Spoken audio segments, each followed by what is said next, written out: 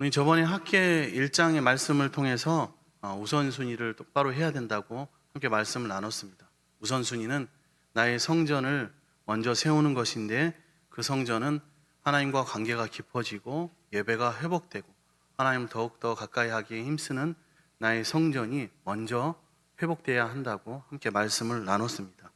오늘 학계 본문 2장을 통해서 또 그 말씀을 이어나가고자 합니다. 지금 이제 수능이 다가오고 있습니다. 그렇지 않습니까? 그래서 고3 수험생들이 이제 수능을 앞두고 진로를 앞두고 있습니다. 그래서 우리가 우리 고3 학생들을 위해서 기도해야 하고, 우리 대한민국의 고3 학생들을 위해서 함께 기도해야 될 줄로 믿습니다. 그런데 이 수험생들이 이제 대학에 진학하게 되면, 자기가 원했던 대학, 그리고 명문 대학이라고 하는 곳에 합격하게 되면 기대하게 되죠. 설레임이 있습니다. 앞으로 어떻게 공부할 것이며, 그 모든 과정을 통하여서 4년 후에 졸업한 후에는 어떠한 큰 일을 할 수 있을 것이라고, 좋은 결과를 맞이할 수 있게 될 것이라고 기대하게 됩니다.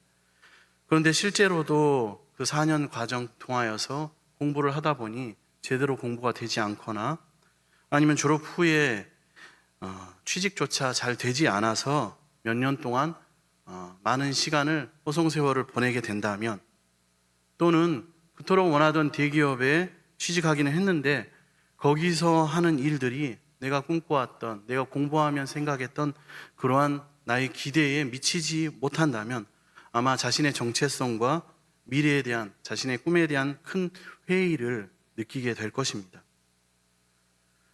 바벨론 포로에서 돌아온 유다 백성들은 바벨론 포로에서 돌아올 때 엄청난 기대와 설레임을 가지고 있었습니다.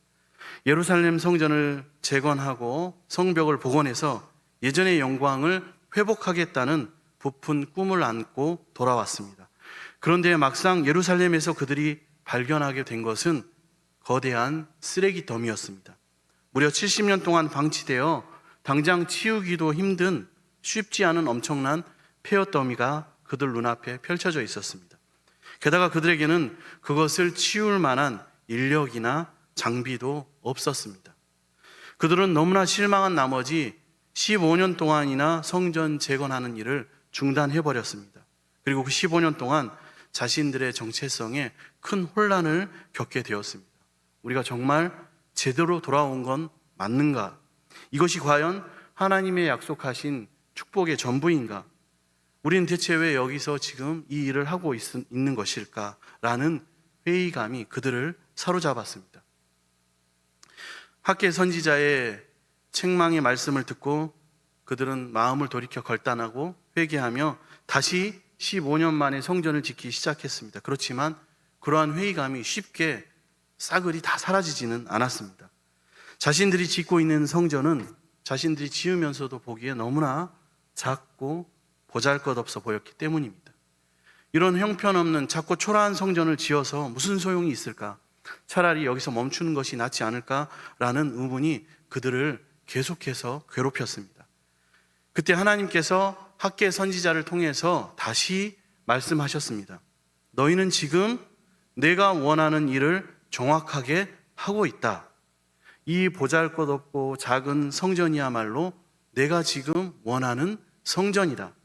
이 성전의 영광은 솔로몬이 지은 성전의 영광보다 훨씬 클 것이다 라고 말씀하시면서 격려해 주십니다. 학계 선지자의 책망을 들은 유다 백성들은 다시 성전을 짓기 위해 열심을 다했습니다. 그런데 하루가 지나고 일주일이 지나고 한 달이 지났는데도 그들의 상황은 전혀 나아지지 않고 호전되지 않았습니다. 자신들이 짓고 있는 성전은 계속 보면 볼수록 한없이 초라하기만 했습니다. 그러자 마음에 시험이 들고 마음이 침체되면서 이런 성전을 계속 지어야 할까라는 의문이 그들 마음속에 고개를 들게 되었습니다. 그때 하나님께서 다시 한번 학계 선지자를 통하여 말씀을 주십니다. 오늘 본문 1절에서 3절 말씀입니다. 일곱째 달 곧 그 달 21일에 여호와의 말씀이 선지자 학계에게 임하니라. 이르시되 너는 스알디엘의 아들 유다 총독 스룹바벨과 요사닥의 아들 대제사장 여호수아와 남은 백성에게 말하여 이르라. 너희 가운데 남아있는 자 중에서 이 성전의 이전 영광을 본 자가 누구냐? 이제 이것이 너희에게 어떻게 보이느냐? 이것이 너희 눈에 보잘것없지 아니하냐? 일곱째 달 21일, 7월 21일은 성전을 건축한 지, 성전을 재개한 지 한 달쯤 되는 날이었습니다. 그리고 추수를 마친 후에 하나님 앞에 감사를 드리는 절기인 초막절의 마지막 날이기도 했습니다. 그러나 유다 백성들은 그렇게 기뻐할 처지가 되지 않았습니다. 그들의 수확은 현실은 너무나 형편없었고 성전을 재건하는 작업도 정말로 깜깜하고 끝이 보이지 않는 답답함 가운데 있었기 때문입니다. 하나님께서 지금까지 너희들의 일이 잘 풀리지 않은 원인은 너희들이 성전 재건을 중단한 것과 관련이 있다고 말씀하셨습니다. 아마도 그들은 이제 성전을 다시 재건하기만 시작하면, 그렇게 우리의 우선순위를 바로 잡으면 곧바로 하나님의 축복이 쏟아질 줄 알았을 것입니다. 그러나 일을 시작한 지 한 달이 지났음에도 불구하고 전혀 변화의 기미가 보이지 않았습니다. 그렇다면 이것은 무엇이 잘못된 것인가? 학계 선지자 예언에 무슨 문제가 있는 것은 아닐까라는 생각을 하게 될 것입니다. 우리도 이와 비슷한 경험을 많이 하게 됩니다. 그동안 우리가 힘써서 땀 흘리며 뛰어다녔는데도 불구하고 열매가 맺어지지 않았습니다. 열심히 공부했는데도 되는 일이 없었고, 열심히 일을 했지만 모아지는 돈이 전혀 없습니다. 그렇게 생활하다가 너희의 우선순위가 잘못되었다, 하나님을 멀리하고 너희 것을 우선하다가 세상을 붙든 것이 너희가 하나님의 복을 놓친 이유다라는 말씀을 듣고 눈물로 회개하며 결단하고 성전을 다시 건축한 지, 우리의 마음을 다시 잡아서 나의 성전을, 하나님과의 예배를, 교통을, 깊은 관계를 결단한 지 한 달이 지났습니다. 그렇게 한 달 동안 하나님만을 찾았습니다. 그럼에도 여전히 우리의 일은 풀려지지 않고, 그나마 가지고 있던 우리의 돈마저 떨어지고 경제적인 어려움을 겪으며 설상가상으로 그렇게 해서 주님의 일을 하기로 마음먹었는데도 우리의 건강이 나빠지고 있다면, 한 달 전에 들었던 목사님의 말씀에 무슨 문제가 있는 것은 아닌가? 그래도 내가 변하지 않니 악화된 상황 가운데서 믿든 믿지 않든, 이렇게 살든 이렇게 살지 않든, 예전처럼 살든 나의 성전을 지으며 하나님께 예배를 회복하든 전혀 달라지는 바가 없는데 이대로 이 말씀을 따라 살아야 하는 것인가? 라는 의문과 회의가 우리 가운데 들 수 있습니다. 이처럼 분명히 하나님의 뜻대로 살고 있는데도 좋은 결과가 당장 나타나지 않고 오히려 상황이 악화되는 것은 우리는 어떻게 생각하고 어떻게 해석해야 하겠습니까? 하나님이 기뻐하시는 일을 하는데도 이렇게 나쁜 결과가 우리에게 나올 수 있는 것입니까? 우리는 하나님 뜻에 순종하는 것 그 자체를 만병통치약처럼 생각할 때가 많습니다. 물론 오랫동안 하나님 뜻에 불순종하다가 예배를 멀리하다가 하나님 관계가 무너져 있다가 이제 결단하고 한 걸음 옮겨 순종하게 된 것은 너무나 귀한 일입니다. 그러나 그 일 자체만으로 모든 어려움에서 해결될 수 있는 만능 열쇠가 우리에게 주어지는 것은 아닙니다. 유다 백성들이 성전 건축을 재개한 지 이제 겨우 한 달이 되었습니다. 그러나 그들은 그 한 달 동안 모든 상황과 환경이 변하지 않는다고 해서 성전 짓는 것을 포기하려 했습니다. 그리스도인은 누구나 변화를 갈망하는 사람들입니다. 현실이 아무리 어려워도 미래가 있으면, 소망이 보이면 참아내는 사람들이 그리스도인들입니다. 대개 청년 크리스찬들은 봄과 가을에 침체를 많이 경험합니다. 올 봄에는 새로 올 한 해가 시작되며 올 봄이 되었는데 봄에는 무엇인가 변화가 있겠지. 하나님 뭔가 변화를 허락해 주시겠지. 가을에는 올해가 가기 전에는 무슨 변화가 있겠지. 하나님이 좋은 결과를 허락해 주시겠지. 기대했다가 아무런 변화가 나타나지 않거나 오히려 상황이 악화될 때, 이렇게 하나님만 기다리다가 이대로 예배만 드리고 섬김만, 봉사만 하다가 그나마 남은 것까지 잃어버리는 것은 아닐까? 내일을 먼저 챙겨야 되는 것은 아닐까 하는 두려움이 생길 수 있습니다. 청년 크리스찬들 뿐이겠습니까? 우리도 마찬가지지 않습니까? 하나님은 대체 뭘 하고 계시기에 나를 계속 이러한 상황 가운데 내버려 두시는가라는 하나님을 향한 원망이 생길 수 있습니다. 유다 백성들이 이처럼 너무나 빨리 실망하게 된 것은 하나님의 계획, 그리고 자신들만이 아닌 온 세계와 열방을 향한, 우주 만물을 향한 하나님의 계획이라는 전체적인 관점에서, 하나님의 관점에서 자신들의 문제를 보지 못했기 때문입니다. 그들은 우리가 성전 공사를 다시 시작했으니 하나님도 우리에게 이제는 복을 내려주시되 밀린 복을 다 주셔야 한다라고 생각했습니다. 그리고 천천히 주시는 것이 아니라 지금 당장 빨리빨리 복을 주셔서 자신들의 삶이 풍성하게 되어야 한다라고 생각했습니다. 그렇게 해주시기를 바랐습니다. 그러나 이들의 사명은 따로 있었고, 이들은 그 사명을 감당할 주님의 선발대로서의 역할을 감당해야만 했습니다. 이후에 수백만 명, 수천만 명에 이르는 본대가 이르기 전에 미리 깃발을 꼽아놓고 그곳에 성전을 세워 준비해야 될 사람들이 바로 이들의 사명과 역할이었습니다. 그렇다면 본대는 언제 옵니까? 앞으로 400년 뒤에 오는 것입니다. 1년도 아니고 10년도 아니고 400년 뒤에 오는 것입니다. 노아는 120년을 준비하며 조롱을 받아가며 하나님의 성전을, 방주를 지었습니다. 유다의 바벨론 포로에서 돌아온 백성들은 400년 후에 올 본대를 위하여 그 땅에 방주를, 성전을 지어야만 했던 것입니다. 물론 400년이 짧은 기간은 아닙니다.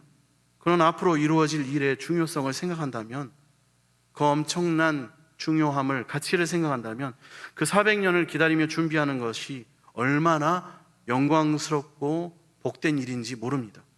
또한 유다 백성들은 또 한 가지 잘못을 했는데, 그들이 비교 대상을 잘못 선택했다는 것입니다. 그들은 자신들이 짓고 있는 성전을 비교하되 과거 솔로몬의 성전과 비교했습니다. 오늘 본문 3절에 너희 가운데 남아있는 자 중에서 이 성전의 이전 영광을 본 자가 누구냐? 그들 가운데 이전 솔로몬의 성전의 영광을 본 자가, 그런 어르신들이 있다는 것이죠. 지금 그들이 짓고 있는 성전과 솔로몬의 성전은 비교할 수가 없습니다. 솔로몬 시대는 이스라엘이 남북으로 분열되기 전이었고 가장 막강한 국력을 자랑하던 때였습니다. 그때 이스라엘은 전 세계에서 조공을 받던 때였고 수십만의 역군을 일으킬 만한 강한 힘을 가지고 있었습니다.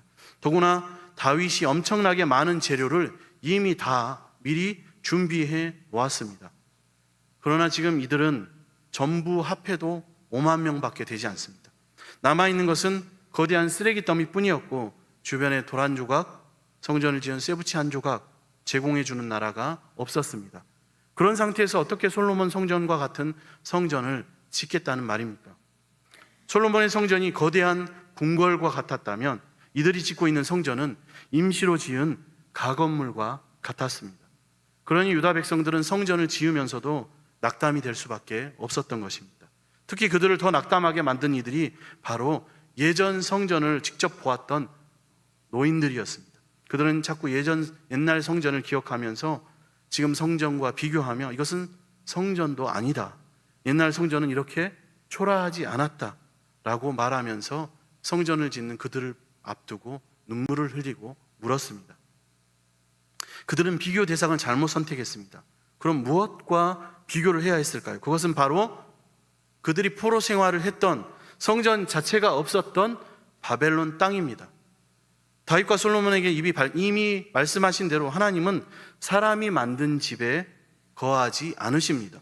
그럼에도 불구하고 성전을 주신 것은 하나님이 그들과 함께 계시다는 것을 상징적으로 보여주시기 위함이었습니다.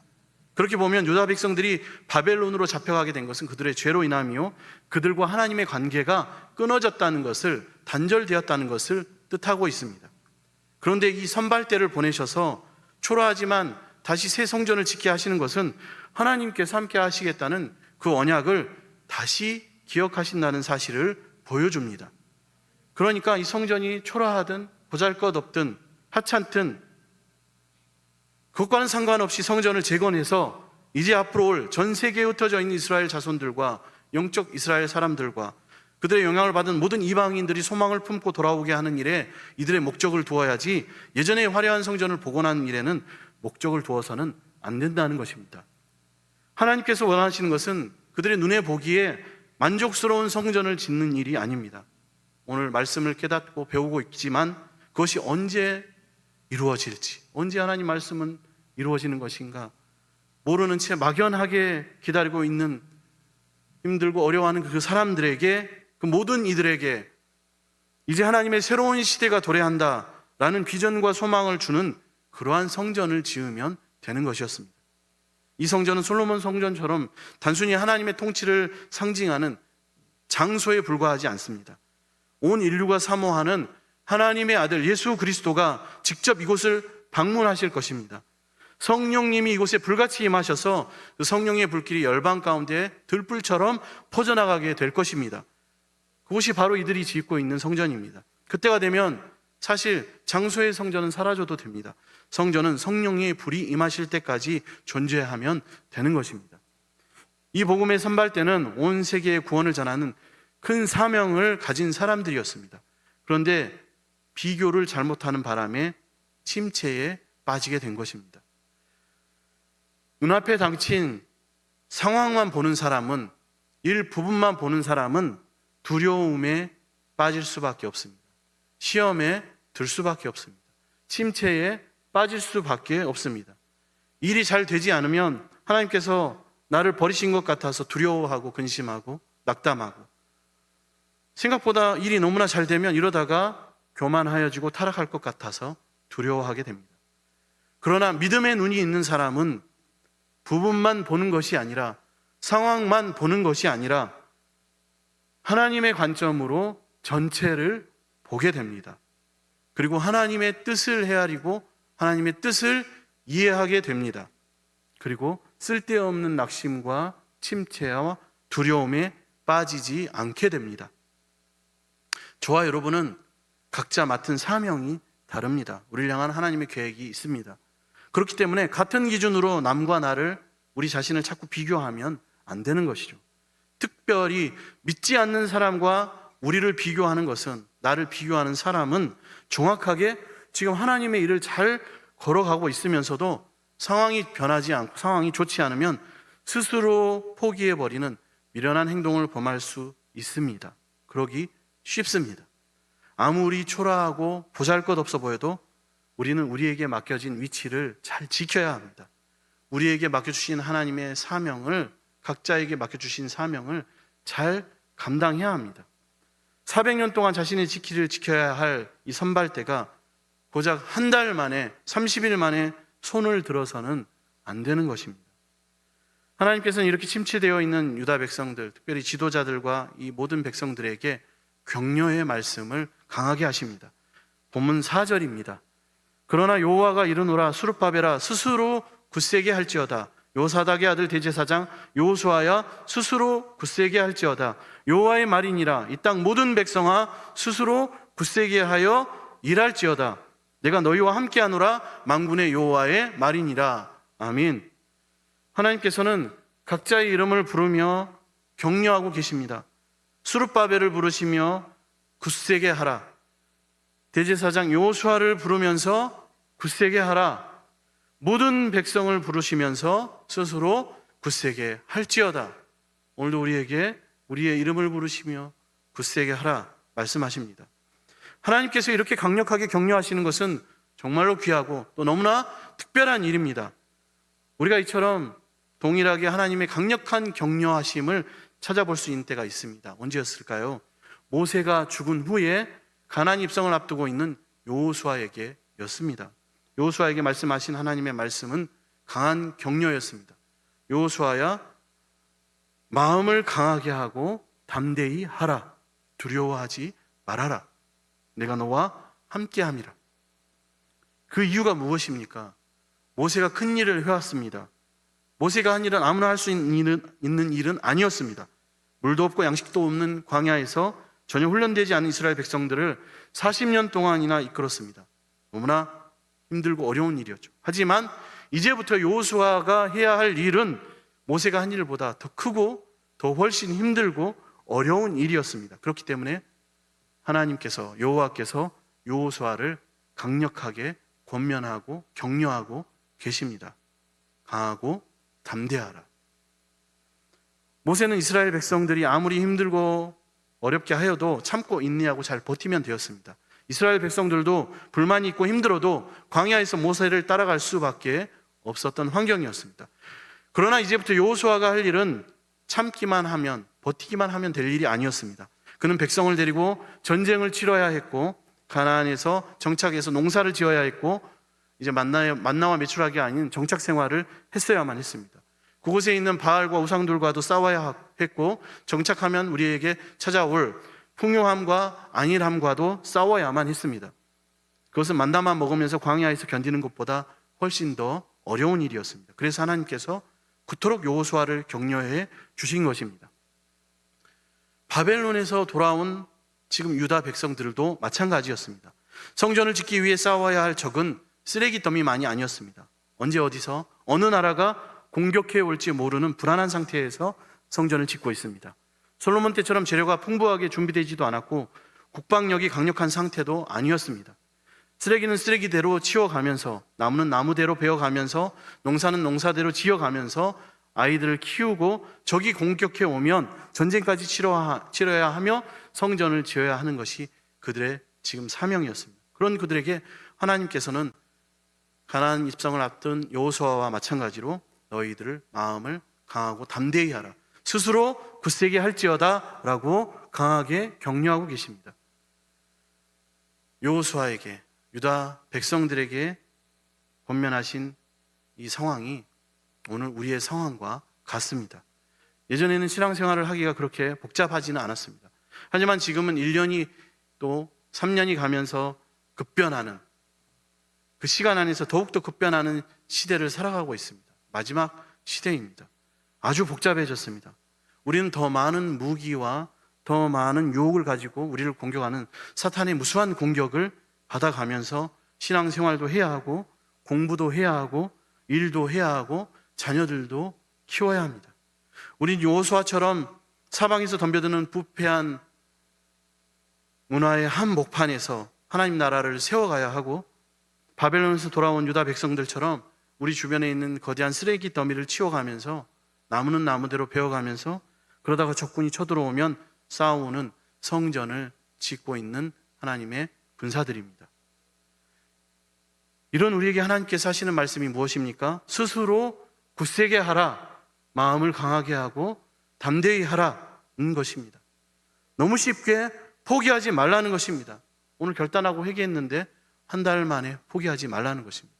새해 결단했는데 1년 만에 포기하지 말라는 것입니다. 너무 쉽고 편하고 안일한 삶으로 돌아가지 말라는 것입니다.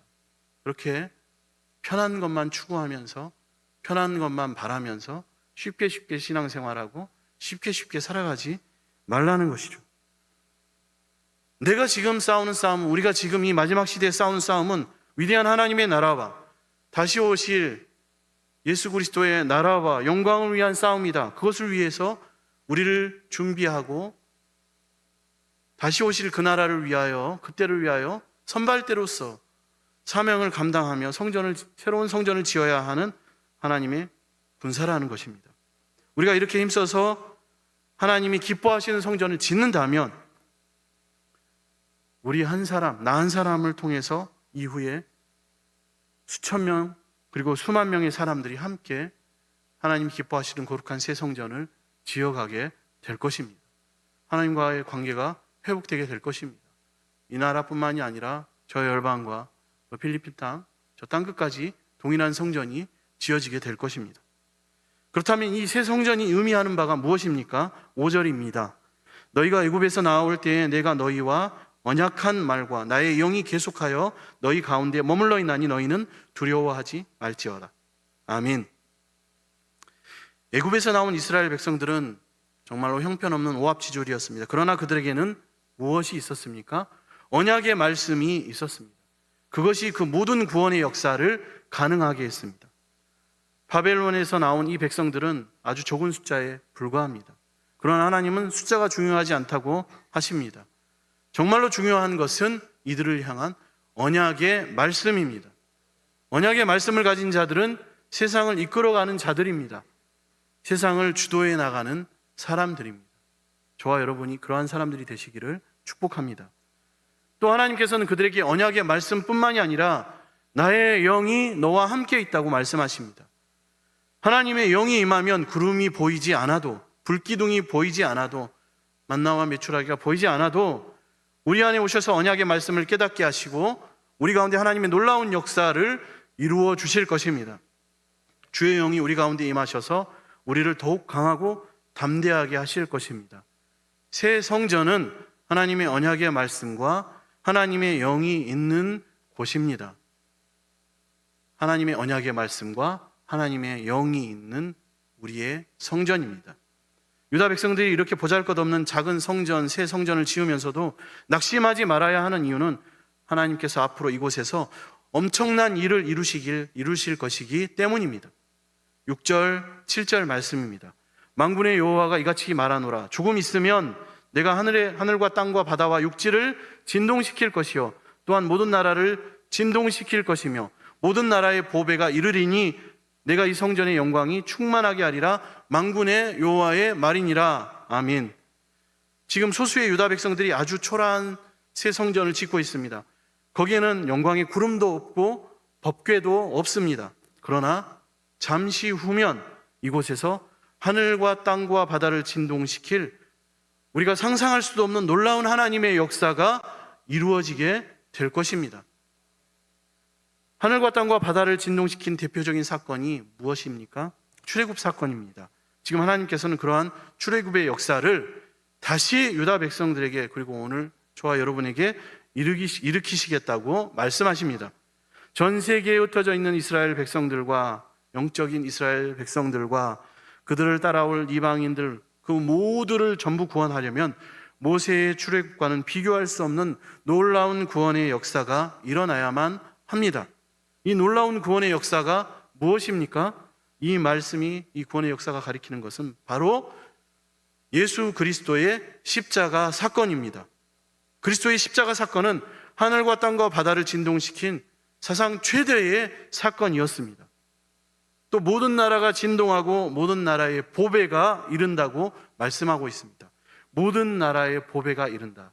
모든 나라의 보배가 되시는 분이 누구십니까? 그분이 이르는데 그분은 바로 우리를 죄에서 건지시는 예수 그리스도이십니다. 결국 말씀이 육신이 되어 오신 예수님께서 이 성전을 방문하시는 것이 이 성전이 누릴 최고의 영광이 될 것입니다. 육신을 입은 하나님께서 친히 성전에 임하시는 것은 말로 표현할 수 없는 영광입니다. 9절입니다. 이 성전의 나중 영광이 이전 영광보다 크리라. 만군의 여호와의 말이니라. 내가 이곳에 평강을 주리라. 만군의 여호와의 말이니라. 아멘. 하나님께서는 이 소수의 무리에게 평강을, 샬롬을 선포하십니다. 이것은 무슨 말입니까? 평강이 너희에게 임했다. 모든 전쟁이 끝났다는 뜻입니다. 물론 눈으로 보기에 전쟁이 끝나지 않았습니다. 그들은 계속해서 칼을 들고 가족을 지켜야 했고 창을 들고 나라를 지켜야 했습니다. 실제로 이 성전은 전쟁을 많이 겪게 됩니다. 그럼에도 불구하고 하나님께서 샬롬을, 평강을 선포하시는 이유가 무엇입니까? 죄인과 죄인들, 인생들의 전쟁은 계속되겠지만 하나님과 죄인들 사이의 전쟁은 예수 그리스도 안에서 끝날 것이기 때문입니다. 예수 그리스도 안에서 하나님께 나오는 자에게는 결코 정죄함이 없습니다.